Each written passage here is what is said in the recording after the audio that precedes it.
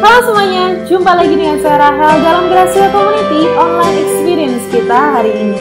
Terima kasih untuk teman-teman semuanya, baik teman-teman yang Kristen maupun yang non-Kristen, baik teman-teman dari Gracia Community Purwokerto, Gracia Community Jakarta, dan juga The City Light Jakarta. Saya ucapkan selamat bergabung dengan kami. Nah teman-teman, di tahun yang baru ini teman-teman sudah menjalankan dan melakukan apa nih untuk mengarungi tahun yang baru ini? Saya yakin sekali banyak di antara teman-teman yang sudah punya agenda dan sudah punya target yang bermacam-macam untuk tahun ini. Tapi teman-teman, satu hal yang kita nggak tahu nih, apakah rencana kita akan berhasil sesuai dengan keinginan kita, atau justru tidak berhasil sama sekali, bahkan di luar ekspektasi kita. Apakah Anda menjadi khawatir? Boleh nggak sih kita khawatir?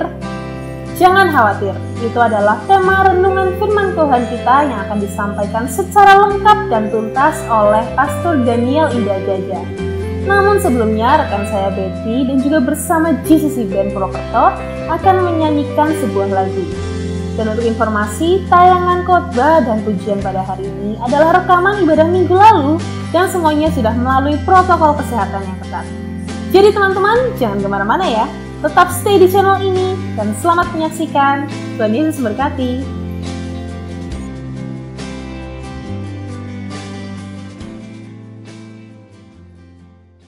Kita mau memasuki tahun yang baru ini dengan iman yang kuat kepada Tuhan. Kita semakin menjadikan Tuhan sumber kekuatan kita. Amin. Mari kita bangkit berdiri bersama-sama. Kita nyanyikan Allah sumber kuatku.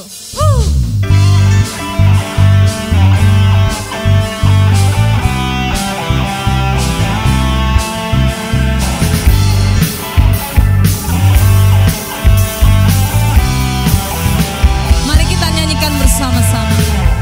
Hanya Kau milikku di surga, tiada yang ku ingini di bumi, hanya Kau.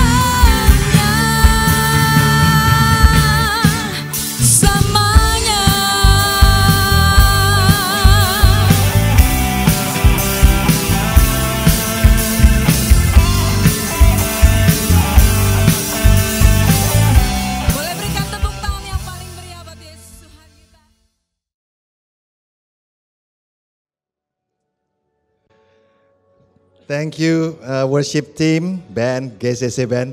Selamat sore Bapak Ibu Saudara-saudara sekalian, apa kabar semuanya? Luar biasa, izinkan saya untuk mengucapkan selamat tahun baru kepada Bapak Ibu Saudara-saudara sekalian karena ini masih hari ke-8 di tahun 2023.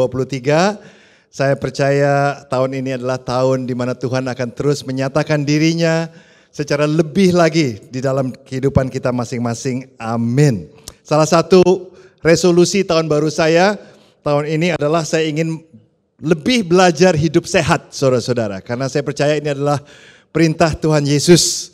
Yesus berkata kita harus mengasihi Tuhan Allah kita dengan segenap hati kita, jiwa kita dan juga kekuatan kita. Dengan kata lain, kita harus mengasihi Dia dengan seluruh jasmani dan rohani kita. Karena itu saya ingin lebih sehat. Bukan saja secara rohani tapi secara jasmani. Jadi saya mulai berjalan-jalan di keliling kompleks setiap hari kira-kira 4 km, 5 km. Dan di awal tahun saya berkata kepada Yason, Son mari kita coba jalan ke Tenger, jalan ke Baturaden. Jadi tanggal berapa ya? Tanggal 2 hari Senin. Saya bersama Yason jalan, saya ada buktinya supaya saudara-saudara nggak kirain saya bohong.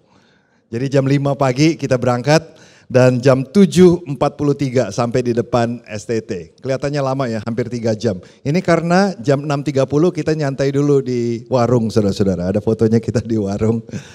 Ngopinya aja udah sejam, akhirnya sampai juga. Ini bukan karena kita pengen ngopi, tapi karena kecapean di tengah jalan kita berhenti dahulu.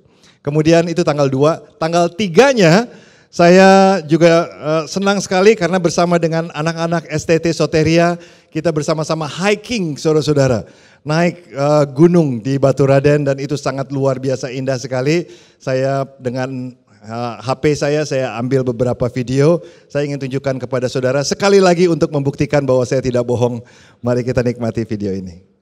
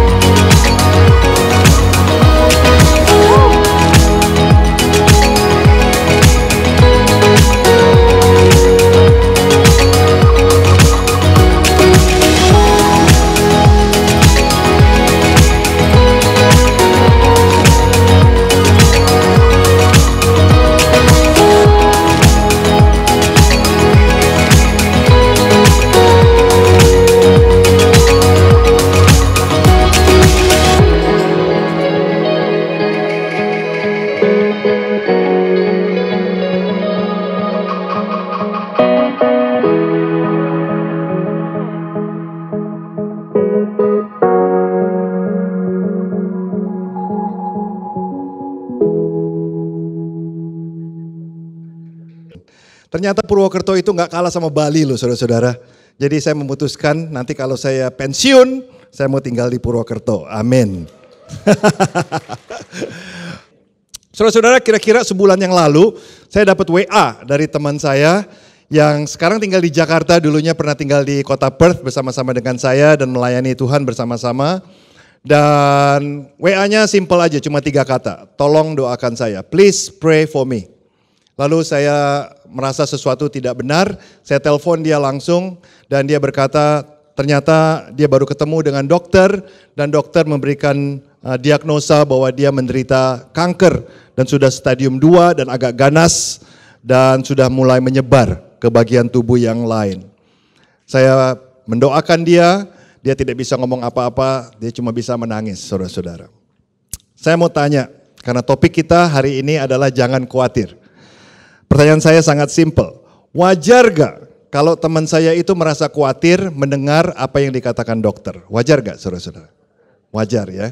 Jadi ini satu hal yang kita perlu ketahui tentang kekhawatiran, bahwa rasa khawatir itu adalah sangat wajar. Rasa khawatir itu sangat manusiawi, saudara-saudara. Itu sesuatu yang normal. Jangan saudara percaya pendeta atau orang-orang super Kristen yang mengatakan, kalau kamu khawatir itu berdosa loh. Kamu gak boleh khawatir itu berdosa. Khawatir itu wajar, saudara-saudara. Bahkan saya katakan seperti ini, khawatir itu adalah anugerah Tuhan bagi kita sebagai sebuah mekanisme dalam kehidupan ini.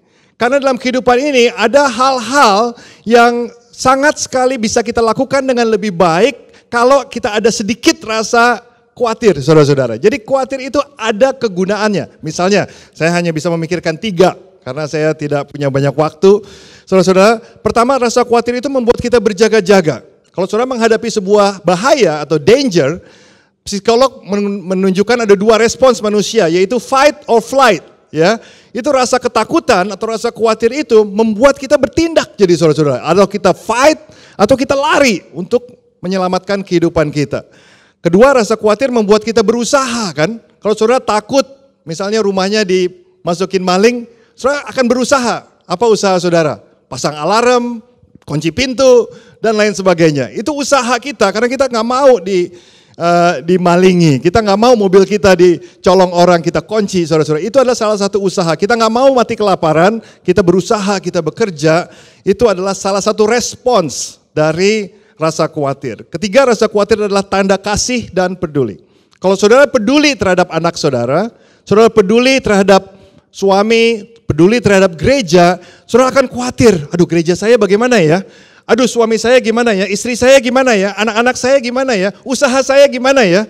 Kalau saudara nggak peduli terhadap usaha saudara, nggak peduli terhadap adik, kakak, nggak peduli terhadap mama, papa, saudara nggak cuek-cuek aja, papa mau mati kayak, mau hidup kayak, nggak peduli, saudara-saudara. Benar nggak? Jadi rasa khawatir itu ada fungsinya, ada gunanya. Rencana Allah bagi kehidupan kita di tahun yang baru ini, saya percaya bukannya kita tidak boleh khawatir, tapi Tuhan tidak mau hidup kita ini dibanjiri atau dihujani dengan rasa khawatir yang terus-menerus, saudara-saudara. Saya percaya kehendak Tuhan bagi Bapak, Ibu, dan saya semua adalah supaya kehidupan kita itu diisi dengan ketenangan jiwa, diisi dengan kedamaian hidup, saudara-saudara. Bukan dengan ketakutan, bukan dengan worry, bukan dengan kekhawatiran, tapi dengan kesejukan hati, damai sejahtera. Itulah pertanda kehidupan yang Tuhan ingin kita miliki, saudara-saudara. Kita bisa belajar bersama-sama pada sore hari ini apa yang dikatakan Rasul Paulus, salah satu Rasul Yesus, tentang kekhawatiran. Ini adalah seorang Rasul yang dulunya membenci orang-orang Kristen, tapi dia diubah oleh Tuhan Yesus yang sudah bangkit. Dia bertemu dengan Yesus yang sudah bangkit dan dia akhirnya menjadi Rasul yang paling hebat daripada Rasul-Rasul yang lain. Di Filipi pasal 4, Paulus menulis seperti ini, ayat yang ke-6. Janganlah hendaknya kamu khawatir tentang apapun juga. Mungkin saudara bertanya, loh tadi barusan kamu bilang bahwa khawatir itu tidak berdosa. Jelas-jelas di sini dilarang, ya. Dikatakan janganlah, itu kan kata perintah, saudara-saudara. Kalau ada kata lah di belakangnya itu artinya kata perintah. Ini diperintahkan untuk tidak khawatir. Apa artinya? Artinya pada saat kita membaca Alkitab, kita harus membacanya perlahan-lahan. Kalau ada bagian-bagian yang agak sulit dimengerti, kita mungkin bisa bertanya atau membuka buku tafsiran dan lain sebagainya.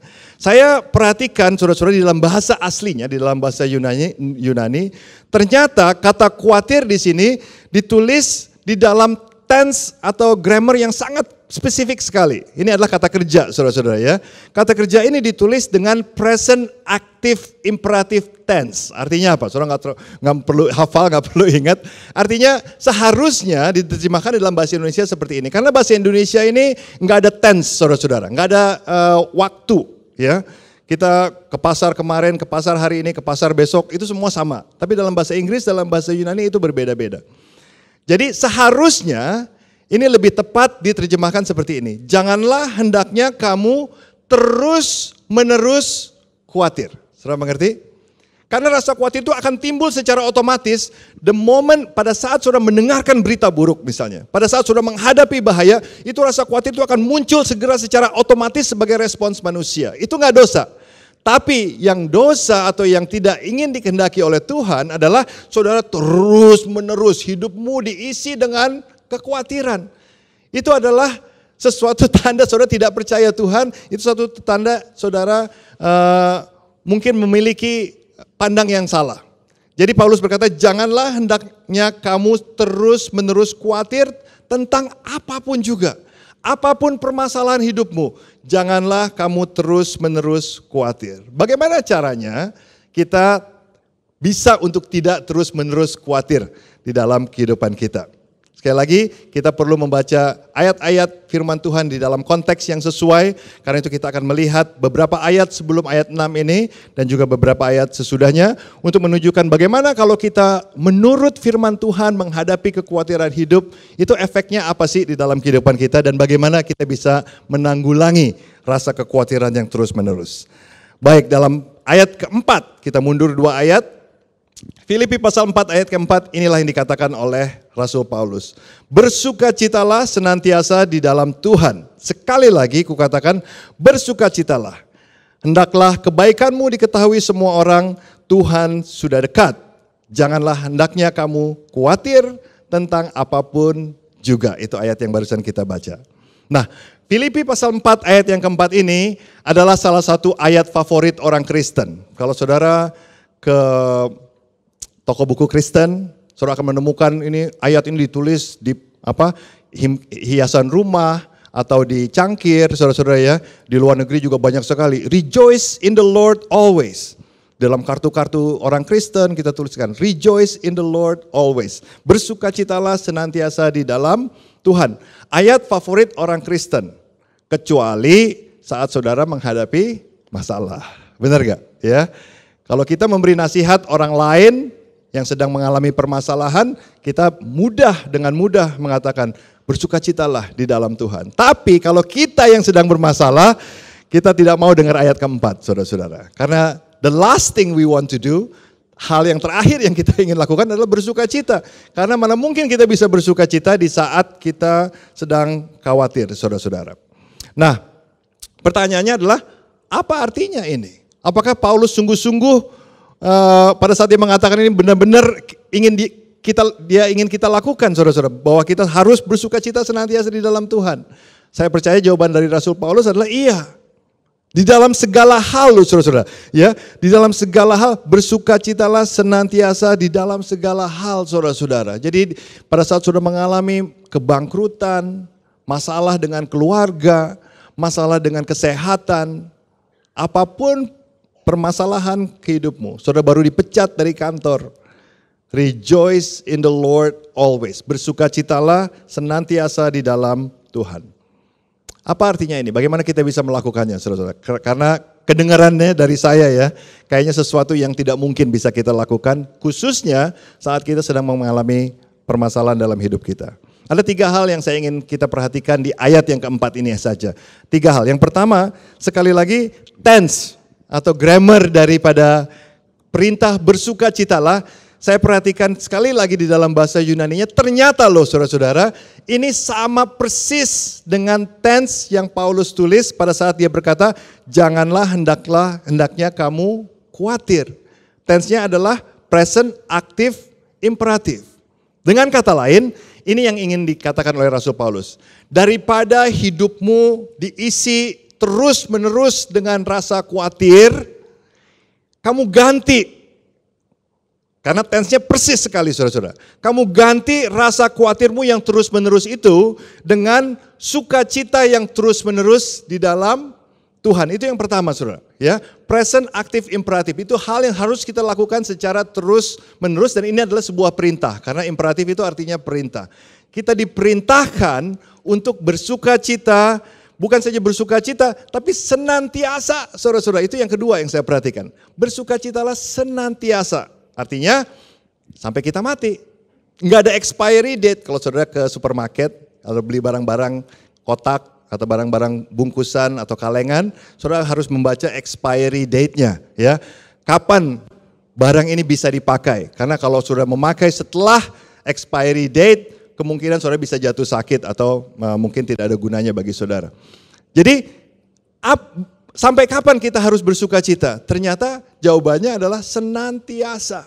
Sampai sepanjang masa, sampai kita mati, sampai kita kembali ke rumah Bapa, kita diperintahkan untuk bersuka cita. Dan yang terakhir, observasi saya yang ketiga, bersuka citalah present, aktif, imperatif, senantiasa, tidak ada expiry date, dan di dalam Tuhan. Nah ini menurut saya ini kuncinya saudara-saudara.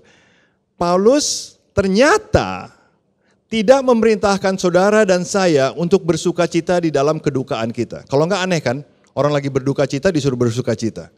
Paulus tidak memerintahkan Bapak Ibu saudara-saudara untuk bersuka cita saat dipecat dari kantor. Paulus tidak mengatakan bersukacitalah di dalam kesakitanmu, bersukacitalah di dalam perceraianmu. Tidak.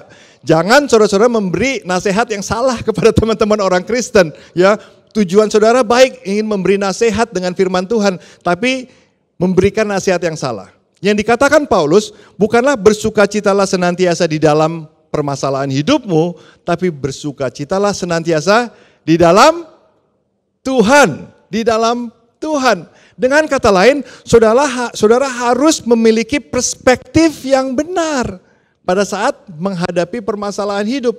Ini penting sekali saudara-saudara. Perspektif itu bisa mengubah cara saudara melihat situasi Anda. Jadi saudara perhatikan, permasalahan hidup itu memang selalu ada dan bisa menimbulkan rasa khawatir dalam hidup kita. Tapi ada satu perspektif yang lain sebagai orang-orang percaya yang seharusnya kita miliki. Bahwa di dalam Tuhan, di tengah-tengah permasalahan hidup, kita tetap bisa bersuka cita saudara-saudara. Dan kalau saudara bersuka cita di dalam Tuhan, saudara tidak lagi fokus hanya ke dalam permasalahan hidup, saudara bisa berbuat kebaikan. Karena itu Paulus berkata, hendaklah kebaikan hatimu diketahui semua orang. Tuhan dekat. Itu juga perspektif saudara-saudara. Ya. Kenapa kita bisa bersuka cita di dalam Tuhan? Karena Tuhan dekat dengan Bapak Ibu saudara-saudara sekalian di tengah-tengah permasalahanmu. Saya tahu Tuhan dekat itu ada di ayat kelima. Tapi saudara tahu gak? Pembagian bab dan ayat Alkitab itu tidak muncul hampir sampai tahun 1500-an kira-kira. Itu dibuat oleh seorang pendeta bernama Robert Estin, saudara-saudara. Ya, pembagian bab dan ayat. Jadi bisa-bisa saja menurut saya pernyataan jangan Tuhan sudah dekat atau Tuhan dekat sebenarnya itu digabungkan dengan ayat 6. Karena Tuhan dekat, kita bisa untuk tidak khawatir tentang apapun juga. Jadi perspektif saudara, pada saat kita tahu di tengah-tengah permasalahan hidup Tuhan selalu ada, tidak pernah meninggalkan kita. Itu memampukan kita saudara dengan perspektif yang benar itu untuk tidak khawatir di dalam hidup ini. Seakan-akan kita punya ajudan, jagoan berjalan bersama kita yang kita tidak bisa lihat saudara-saudara. Jadi yang ingin saya katakan adalah seperti ini. Perspektif Anda menentukan bagaimana Anda melihat situasi Anda. Saya ingin kasih beberapa contoh. Ini contoh pertama. Saya mau tanya sama saudara, saya ketemu ini di Facebook waktu itu ya. Ini angka 6 apa angka 9 nih saudara-saudara? 6 apa 9? Dua-duanya benar, ya kan? Tergantung di mana saudara berdiri, tergantung perspektif. Jadi saya tidak mau saudara pada saat menghadapi permasalahan hidup dan mulai muncul rasa khawatir, saya tidak mau saudara berpura-pura bahwa masalah itu tidak ada. Banyak orang Kristen seperti itu loh, sedih sekali saya melihat ya. Karena diajarkan oleh pendetanya seperti itu. Banyak gereja-gereja yang melarang saudara untuk berkata-kata yang negatif. Karena negative confession itu menurut mereka bad for you. Tapi menurut saya Memang kita tidak boleh jadi orang yang negatif terus, itu juga nggak baik saudara-saudara ya. Tapi kita harus menjadi orang yang jujur. Kalau ada masalah hidup kita bilang, aduh hidupku sedang repot nih, tolong doakan. Nah untungnya lagi kalau saudara mau jujur, kita bisa disupport oleh saudara-saudara seiman. Kita bisa disupport oleh teman-teman kita, keluarga kita. Kalau kita mau jujur, tapi kalau kita nggak jujur, orang nggak bisa menolong kita saudara-saudara. Jadi jangan hilangkan satu perspektif, karena ada perspektif yang lain. Dua-duanya harus kita pegang. Kita harus mengakui, yap, dokter mengatakan saya kanker. Benar. Tapi ada satu hal juga yang lebih benar, bahkan sama benarnya, yaitu Tuhan adalah Tuhan saya yang baik, yang menjaga saya yang selalu dekat. Saudara mengerti? Jadi ada dua perspektif. Waktu papa saya meninggal, saya diberi nasihat oleh banyak orang-orang Kristen. Kamu jangan terlalu bersedih lah Daniel, bersukacitalah. Karena papamu sekarang bersama dengan Yesus di surga. Itu benar memang saudara-saudara. Tapi saya ingin katakan kepada saudara, itu sama sekali tidak menguatkan saya. Saat orang sedang berduka cita, tetap perspektif kehilangan itu tetap ada. Saudara mengerti maksud saya? Jangan sekali-kali kita meremehkan permasalahan hidup seseorang hanya karena kita ingin menguatkan iman mereka. Jangan. Kita akui, kita bilang, wah Pak, saya ikut sedih mendengar berita Bapak kena kanker. Saya akan doakan Bapak. Kita tetap percaya kepada Tuhan ya Pak. Jangan suruh bilang, tenang aja Pak, nggak usah khawatir. Jangan ngomong seperti itu saudara-saudara. Ya, perspektif itu penting, tapi kita jaga kedua perspektif ini. Nah, saya mau kasih contoh lagi. Di dalam fotografi saudara-saudara, ada sebuah fotografi, teknik fotografi yang disebut dengan force perspective. Saudara pernah dengar force perspective? Sehingga kalau saudara lihat di Facebook, Instagram, orang-orang yang liburan, seringkali mengambil gambar-gambar dengan teknik force perspective fotografi sehingga menimbulkan gambar-gambar yang lucu seperti ini saudara-saudara. Padahal orangnya berukuran yang sama, tapi karena satu orang lebih dekat kamera, satunya lebih jauh, kelihatannya orang yang dia pegang itu jauh lebih kerdil. Padahal ini hanyalah force perspective fotografi. Ada beberapa lagi yang saya ingin tunjukkan kepada saudara. Ini golf ball ukuran normal, tapi kelihatannya kayak giant golf ball. Kemudian orang-orang yang ditiup dan kacamata raksasa yang diangkat. Itu sebenarnya kacamata normal yang dipegang oleh orang dari atas mungkin di depan kamera. Nah, ini yang saya katakan melalui contoh force perspective fotografi ini. Bahwa perspektif yang salah bisa membuat masalah Anda lebih besar daripada yang sesungguhnya. Sekali lagi, saya tidak ingin mengecilkan permasalahan hidup saudara, saya tidak meremehkan, saya hanya mengatakan kalau saudara hanya fokus kepada masalah kehidupan saudara dan saudara tidak fokus kepada Tuhan saudara yang adalah Bapa kita di surga yang kita miliki, yang dekat dengan kita, Allah yang Immanuel.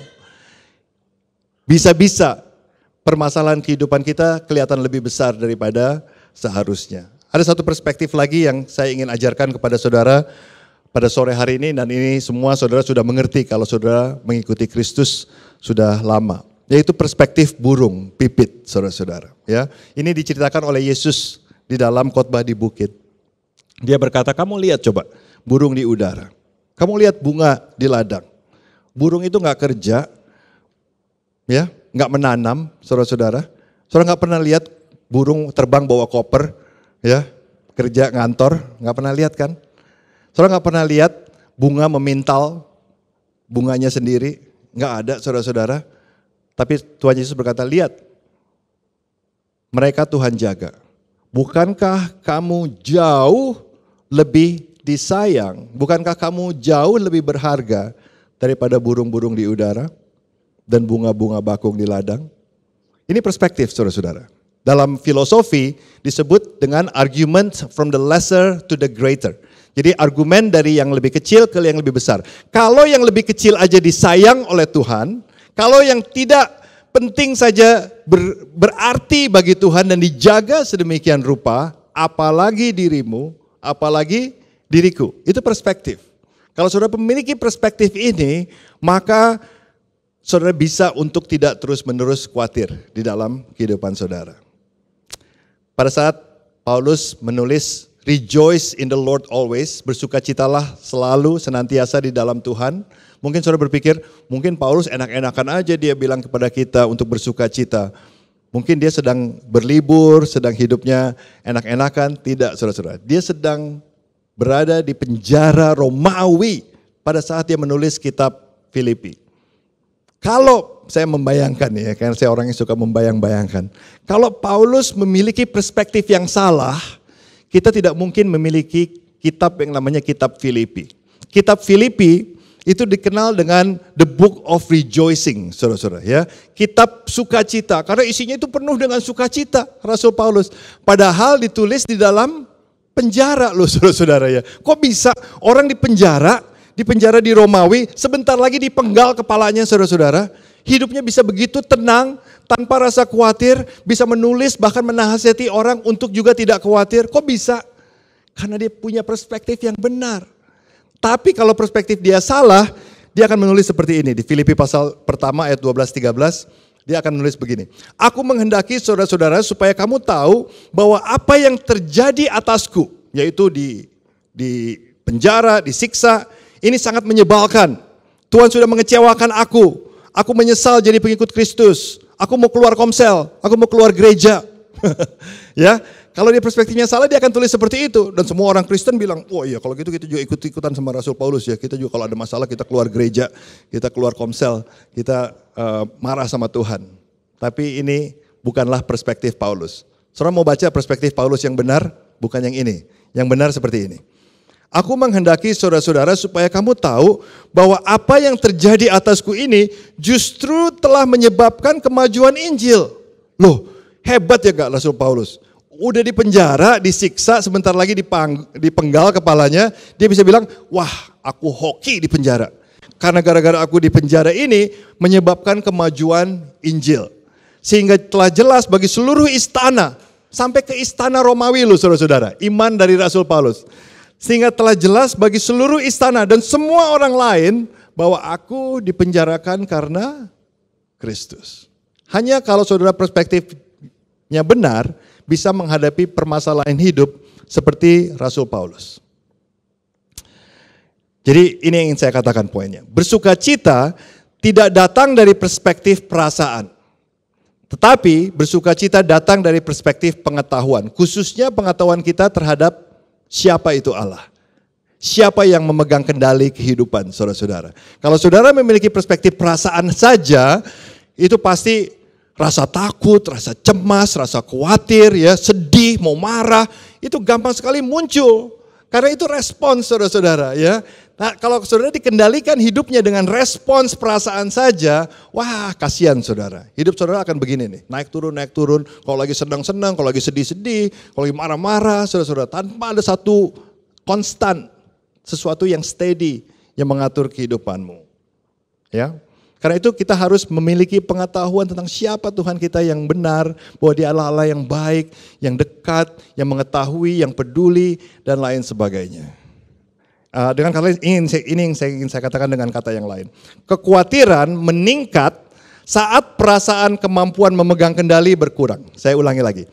Kekhawatiran meningkat saat perasaan kemampuan memegang kendali berkurang. Nah, saudara-saudara, kalau saudara misalnya sedang menghadapi masalah keuangan ya, utangnya sana sini saudara-saudara, itu kan rasanya kita kehilangan kendali kan, nggak kehilangan kontrol tentang keuangan kita. Kalau saudara kehilangan kontrol, rasa khawatir akan meningkat. Pada saat saudara mendengar berita buruk dari dokter, pada saat saudara ditinggalkan oleh suami, saudara tidak bisa mengatur suami, tidak bisa mengatur istri, disitulah rasa kekhawatiran muncul saudara-saudara. Tidak bisa mengatur anak. Kuncinya jadinya, saudara harus memegang kendali di dalam kehidupanmu sendiri. Jadilah orang yang lebih bertanggung jawab. Itu salah satu kunci supaya saudara jangan khawatir. Kalau saudara khawatir jadi orang miskin, khawatir gak bisa makan, ya kontrol dong. Jangan habiskan uang sebanyak-banyaknya, berpesta, pora, saudara-saudara, gak ada tabungan di bank. Ya kalau saudara kehilangan kontrol terhadap keuanganmu, akan muncul rasa khawatir, benar gak? Kalau saudara makan seenak-enaknya, nggak mau latihan tubuh, olahraga, tidak mau menjaga kesehatan, tapi saudara jor-joran, lalu saudara khawatir tentang kesehatan, tentu saja khawatir saudara-saudara. Jadi kita harus lebih bertanggung jawab memegang kendali kehidupan kita sendiri. Itulah tanggung jawab kita sebagai manusia, Kristen ataupun bukan Kristen. Tapi ini kenyataan hidup. Sehebat-hebatnya saudara memegang kendali hidupmu sendiri, saudara tidak bisa mengatur segala sesuatu. Orang yang paling hebat pun bisa bangkrut, saudara-saudara. Benar gak? Orang yang menjaga kesehatan sebaik-baik apapun bisa kena kanker, bisa jatuh sakit, saudara-saudara. Bisa, bukan tidak bisa. Kita nggak bisa mengatur segala sesuatunya. Bahkan udara aja kita nggak bisa ngatur. Beberapa hari ini Purwokerto hujan lebat. Saya sih senang kalau hujan karena bisa minum kopi, ya, bisa baca buku, santai-santai itu dengar suara air hujan itu kayaknya asik banget. Kecuali saudara sedang naik motor lagi hujan, itu pasti menyebalkan. Tapi kalau lagi kering sih oke-oke aja, ya. Udara aja kita nggak bisa kontrol. Benar nggak saudara-saudara?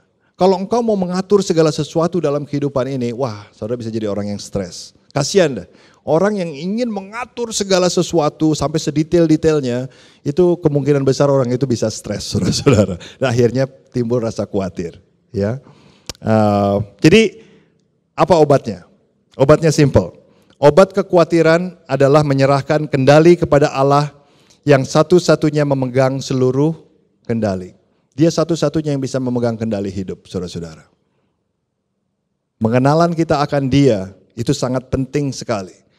Bahwa Allah kita, Allah yang mengatur kehidupan ini dari awal sampai akhir, bahkan Dia akan mengembalikan seluruh ciptaannya kembali kepada dirinya sendiri di akhir zaman nanti. Inilah Allah yang bisa kita percaya.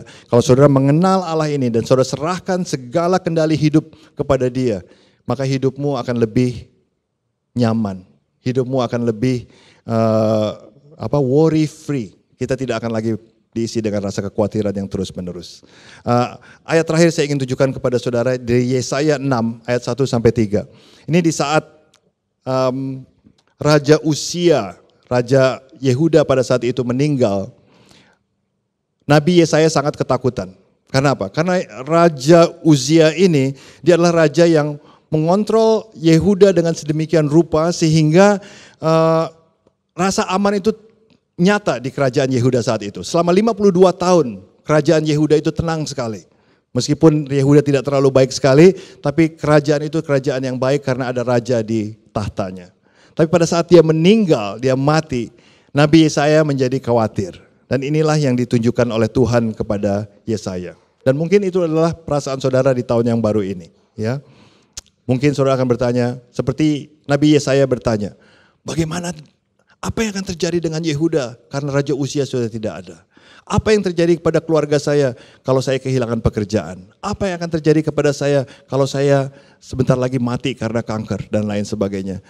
Mungkin ada pertanyaan-pertanyaan seperti itu. Ini yang ditunjukkan oleh Tuhan kepada Nabi Yesaya. Dalam tahun matinya Raja Uzia, aku melihat Tuhan duduk di atas tahta yang tinggi dan menjulang, dan ujung jubahnya memenuhi bait suci.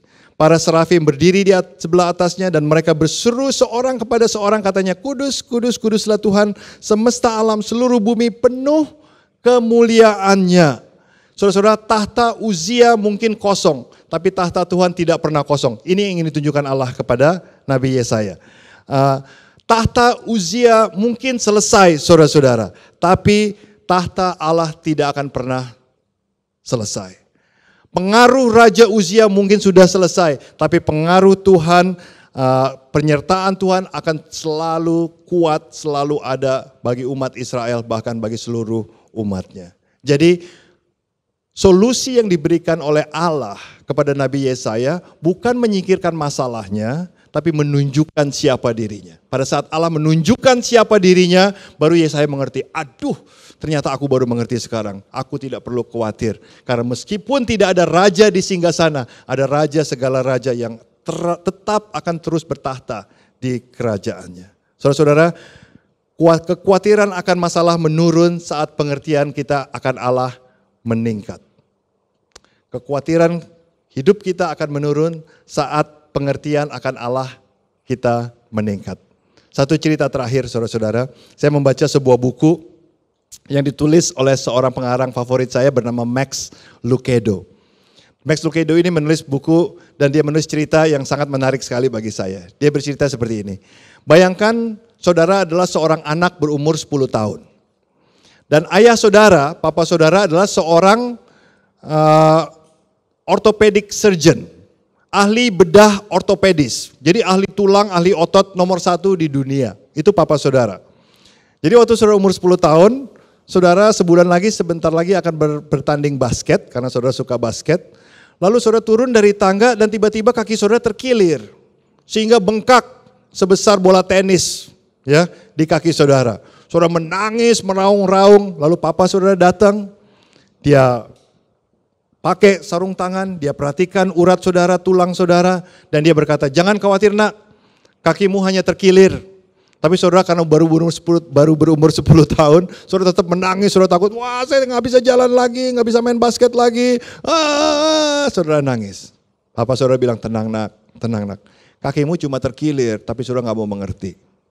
Keesokan harinya, saudara diajak oleh papa saudara ke kantor tempat dia bekerja. Dia bertanya kepada saudara di mobil, nak, kamu tahu gak pekerjaan papa? Tahu, papa dokter. Ya tahu gak apa yang papa kerjakan? Enggak tahu. Iya, papa mau tunjukkan hari ini. Lalu saudara masuk ke kantor papa saudara, saudara lihat itu ijazahnya, wah ada 10 saudara-saudara. Penghargaannya lebih banyak lagi. Lalu papa saudara kasih buku yang tebal setebal ini kepada saudara, dan di situ tertulis ya, manual untuk operasi ortopedis, ditulis oleh papa saudara sendiri. Pasien papa saudara datang dari seluruh dunia, mau operasi sama dia, saudara-saudara. Suster-suster pada berkata, papamu yang terbaik, papamu yang terhebat. Lalu pada saat saudara sedang berbicara, HP-nya bunyi, dia harus masuk ke ruang operasi. Saudara diajak masuk ruang operasi dengan skill tangan yang begitu lihai. Dia operasi selama 1 jam dengan luar biasa sekali dan selesai dengan baik. Pulang dari tempat papa saudara bekerja, papa tanya lagi, nak, kamu masih khawatir gak tentang kakimu? Lalu anak itu berjawab, sekarang saya gak khawatir lagi pak. Papa tahu yang terbaik. Papa is the best. Saudara-saudara, segala permasalahan kehidupan kita itu hanya seperti kaki yang terkilir di hadapan Tuhan. Sekali lagi saya tidak mau meremehkan permasalahan hidup saudara. Kekhawatiran saudara akan masalah akan menurun saat pengertian saudara terhadap Allah meningkat. Ketakutan terbesar kita hanyalah kaki terkilir di mata Tuhan. Karena itu marilah pada saat kita menghadapi permasalahan hidup di tahun yang baru ini, kita miliki perspektif yang baik, perspektif yang benar. Kita bisa tetap bersuka cita di dalam Tuhan, tetap bisa melakukan hal-hal yang baik, masih bisa tetap melayani. Jangan karena ada sedikit masalah hidup kita berhenti melayani, berhenti ke gereja, berhenti ini, berhenti itu. Saudara akan makin besar permasalahan hidupmu, karena perspektifmu akan terus-menerus hanya di permasalahan. Tapi miliki perspektif yang lebih luas. Sekali lagi saya ingatkan, miliki perspektif burung pipit, saudara-saudara. Ya, perhatikan burung-burung di udara. Tidak bekerja, tapi Tuhan pelihara. Saudara jauh lebih berharga dari burung. Karena itu saya undang kita bangkit berdiri sore hari ini. Kita akan menyanyikan lagu ini yang saya sangat suka. Dan mari kita nyanyikan dengan penuh rasa percaya, penuh iman bahwa Tuhan baik. Dan Tuhan sendiri yang akan terus beserta dengan saudara di tahun 2023 ini bahkan selama-lamanya. Mari kita nyanyikan bersama-sama. Perhatikanlah bunga bakung di ladang, Tuhan hiasi tanpa bekerja. Apalagi kita orang percaya, Tuhan pelihara, Tuhan cukupkan. Perhatikan burung-burung di udara, Tuhan beri makan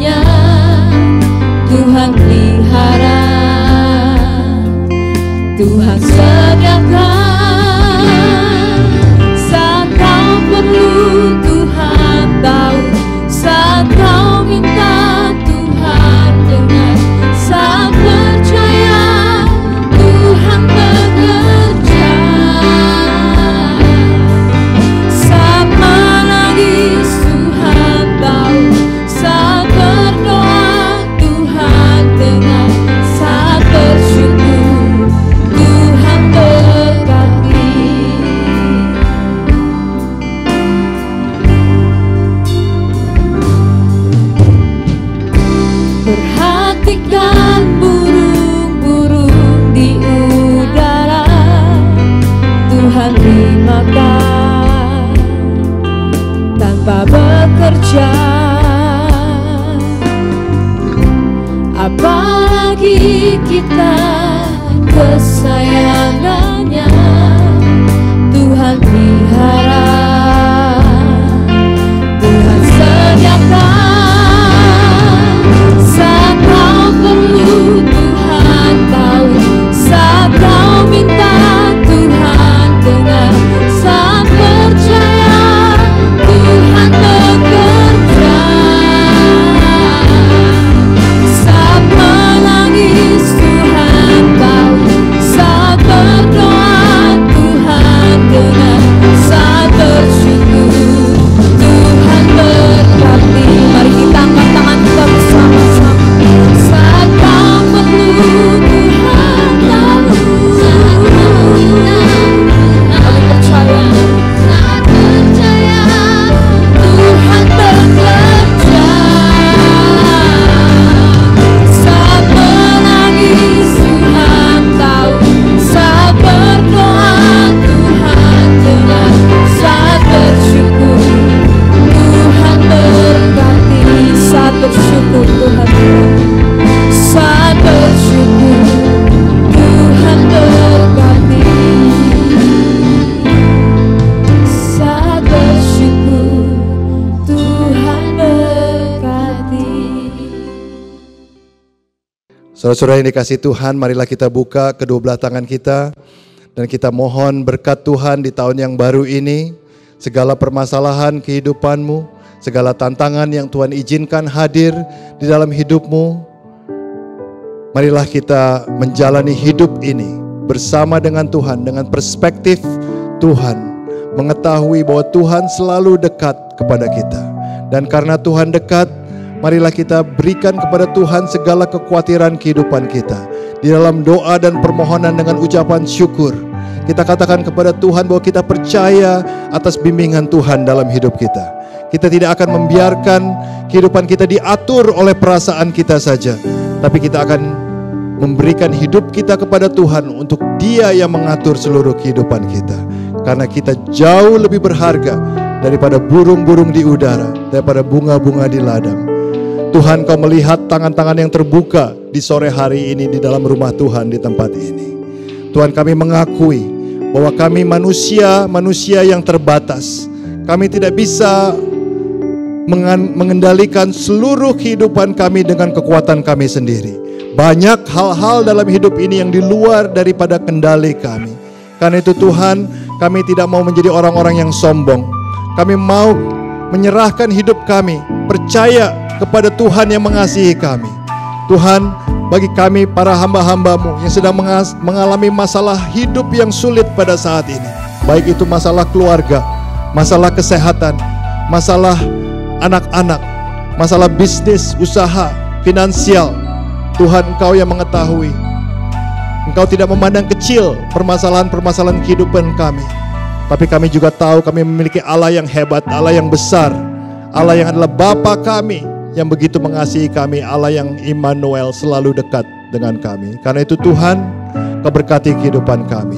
Jemaat yang dikasihi Tuhan, marilah kita pulang dari tempat ini membawa berkat dari Tuhan. Kiranya kasih karunia daripada Yesus Kristus, kasih Allah Bapa, persekutuan, urapan, kekuatan daripada Roh Kudus akan beserta dengan Bapak Ibu saudara-saudara sekalian, menyertai setiap keluargamu, setiap usahamu, pelayananmu, kesehatanmu, keuanganmu, segala sesuatu yang kau rindukan, yang menjadi isi hatimu, biarlah kau serahkan kepada Tuhan, dan Tuhan yang memberikan jauh lebih baik daripada apa yang kau minta dan kau pikirkan.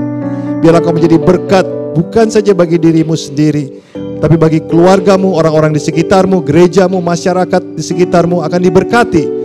Karena engkau percaya kepada Tuhan dan membiarkan hidupmu dipimpin oleh Tuhan. Dan biarlah nama Tuhan dipermuliakan dalam hidupmu, mulai saat ini sampai Yesus datang untuk kedua kalinya, bahkan untuk selama-lamanya.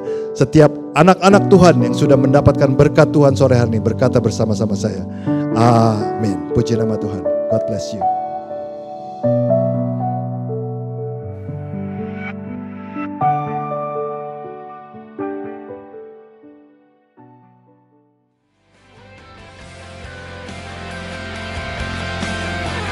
Terima kasih kepada Pastor Daniel Indah Jaja untuk renungan firman Tuhan-Nya yang telah memberkati kita semuanya. Dan tentunya untuk Anda semuanya yang telah menyaksikan online experience kita pada hari ini, semoga tayangan kami dapat menjadi berkat dan dapat memberikan manfaat untuk kita semuanya. Dan saya juga mengucapkan terima kasih untuk teman-teman semuanya yang telah dengan antusias dalam memberikan persembahan, sehingga program Gracia Community Purwokerto dapat berjalan dengan baik dan tentunya dapat menjadi reflektor terang kasih Tuhan. Kiranya Tuhan Yesus memberkati apa yang menjadi usaha dan pekerjaan Bapak Ibu Saudara semuanya. Hingga semuanya luar biasa. Dan bagi Bapak Ibu yang rindu untuk memberikan persembahan, Bapak Ibu bisa memasukkan amplop ke kotak persembahan yang ada di gereja, atau Bapak Ibu bisa mentransfer melalui nomor rekening yang telah tertera di layar Anda. Nah teman-teman, walaupun pandemi ini sudah mereda, tapi kita mau tetap hati-hati ya. Kita mau tetap memakai masker dan sering-sering mencuci tangan. Kita tetap mau lindungi diri kita, keluarga, dan tentunya Indonesia. Saya Rahel, sampai jumpa dalam online experience kita Jumat depan. Tuhan Yesus memberkati.